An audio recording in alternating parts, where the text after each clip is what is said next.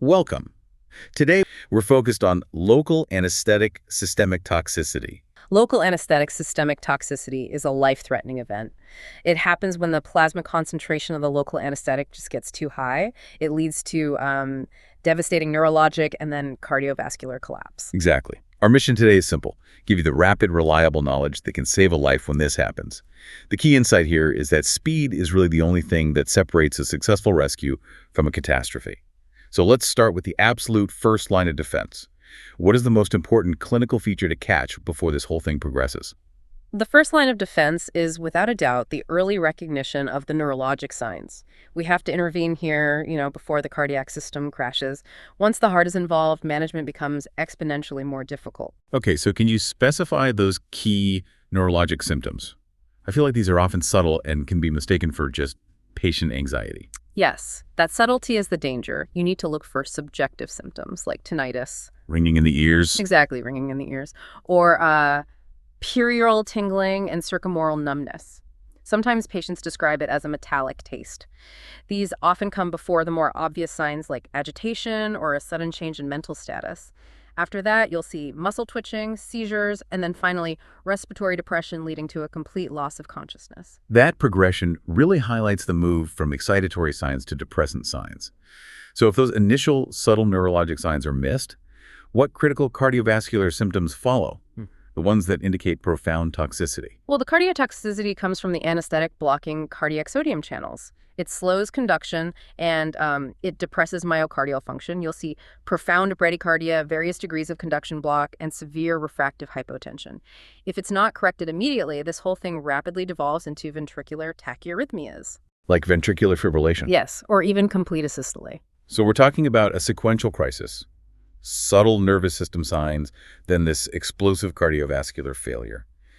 We have to train ourselves to intervene at that first tingling stage. Okay, so once local anesthetic systemic toxicity is suspected, even just a hint of that tingling, what are the 3 immediate steps that have to be taken? No hesitation. Step 1, stop the local anesthetic injection immediately. Don't hesitate, don't try to aspirate, just stop. Step 2, shout for help. Activate your emergency team and make sure that lipid emulsion kit is brought to the bedside. And step 3, ensure airway management and oxygenation. Let's get very specific on the airway protocol. Describe the immediate steps required for airway management. Administer 100% oxygen right away. Secure the airway as you need to, whether that's bag mask ventilation or intubation. The main goal is to prevent the 3 big ones: hypoxia, hypercapnia, and acidosis. Why are hypoxia and acidosis so particularly dangerous in this specific scenario? Because local anesthetics are weak bases, so they're affected by pH changes. Acidosis and hypoxia, they greatly reduce the protein binding of the anesthetic in the blood. This means more free, unbound drug rushes directly to the sodium channels in the heart and the brain, which just dramatically increases the toxicity and makes the cardiovascular collapse worse. So maintaining oxygen and correcting acidosis is vital. It's everything. It minimizes the active drug level. That makes the why very clear. Now, is there a specific warning about ventilation? I'm thinking about hyperventilation. Yes, this is a bit counterintuitive for some people. While you have to maintain ventilation, you must actively avoid hyperventilating the patient. The goal is normal carbia, not alkalosis. Severe alkalosis can actually make seizures worse and harder to terminate, so you just focus on adequate chest rise and oxygen saturation. Got it. Okay. Once we have the airway managed, we move to the chemical intervention. Lipid emulsion therapy. This is the cornerstone of a successful rescue. Why does this therapy work so quickly? It works mainly through what we call the lipid sink mechanism. Local anesthetic molecules are highly fat-soluble. They're lipophilic. So when you infuse the lipid emulsion, it creates this large physical reservoir of fat in the bloodstream. The anesthetic is then quickly pulled out of the heart and brain tissue and into this new lipid compartment. So it's basically trapping the drug. It's sequestering the drug, exactly. It reduces the amount available to bind to those sodium channels. That's a phenomenal piece of insight. Now let's focus on dosing. This is useless if we fumble the dosing. Yeah. What is the protocol for a patient who weighs more than 70 kilograms? Okay. For a patient over 70 kilograms, you must use a 20% lipid emulsion. You start with a rapid bolus of 100 milliliters. You give that intravenously over 2 to 3 minutes. And it has to be pushed fast. It has to be pushed quickly to establish that lipid sink immediately. And what's the infusion rate that needs to be started right after that bolus? Immediately start the infusion. It should be 200 to 250 milliliters over 15 to 20 minutes.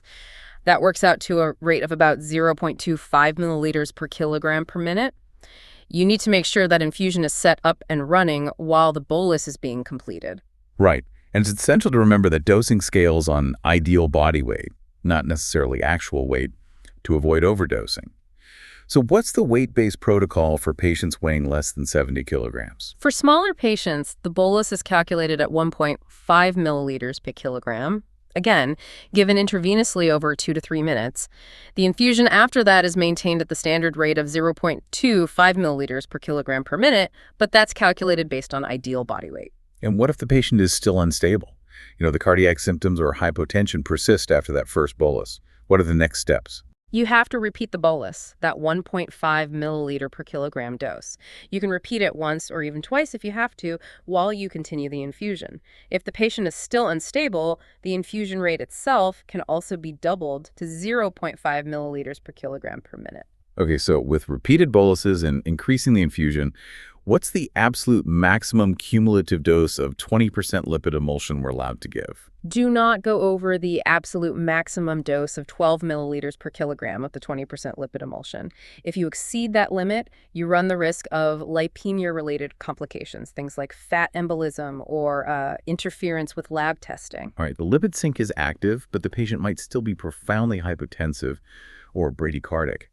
How do we safely treat those issues during this event? We have to use catecholamines very, very cautiously. You should only use small-dose epinephrine. And the dose is absolutely vital here. It must be kept low. We're talking less than 1 microgram per kilogram. Why is that low-dose epinephrine threshold so critical? I mean, providers are trained to use high doses of epinephrine during a cardiac arrest. Because using high-dose epinephrine in this specific type of arrest, a toxicity-induced arrest, is actually harmful.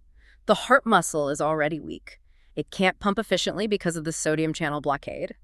High-dose epinephrine just increases myocardial oxygen demand, which worsens the heart's condition and often makes the cardiac arrest completely refractory to resuscitation. This is a life and death point, so we have to be crystal clear.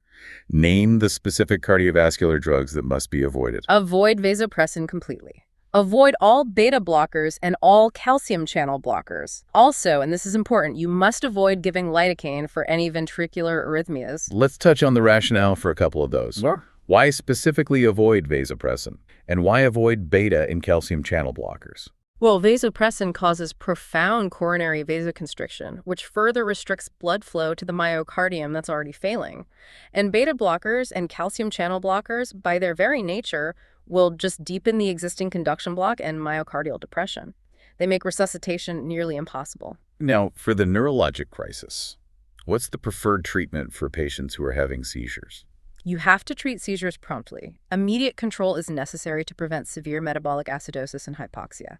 The preferred agents are benzodiazepines, like midazolam or lorazepam. They're effective and have a relatively benign cardiovascular profile.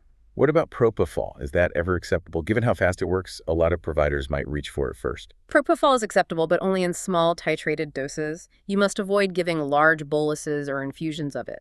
Propofol is a known vasodilator and myocardial depressant. Large doses carry the immediate risk of worsening the hypotension and just accelerating the cardiovascular collapse. So we've covered the critical timeline.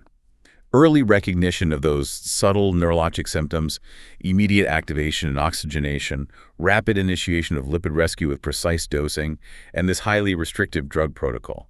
Time is the one thing you cannot get back here. That really is the ultimate takeaway. You have to support the airway, breathing, and circulation through the entire process. But here's the final provocative thought for you.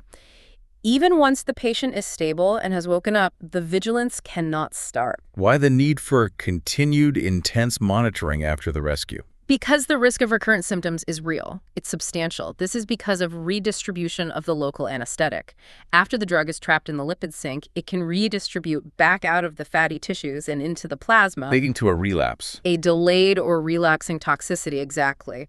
So constant monitoring, often in an intensive care setting, is the final essential step. The fight isn't over until that anesthetic is cleared from the system.